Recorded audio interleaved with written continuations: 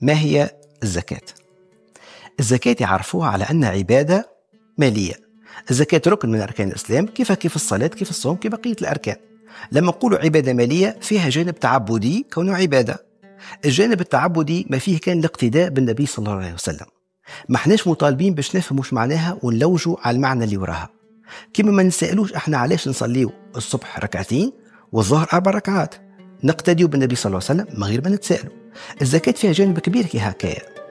الفلاح اللي خرج من أرضه 5 أوسق قمح ولا شعير يبيعهم بقداش؟ 2000-3000 دينار، تجب فيهم الزكاة. جاره الفلاح اللي بحثاه يربي في الأبقار، عنده 25-29 بقرة. تعرف 25-29 بقرة ثروة، تجي تقريبا 200 ألف دينار وما توجبش عليه الزكاة. هذا الجانب التعبدي اللي ما فيه إلا الاقتداء بالنبي صلى الله عليه وسلم، وما احناش مطالبين باش نفهموا شنو معناها. لكن لما قلنا عبادة مالية فيها جانب المالي.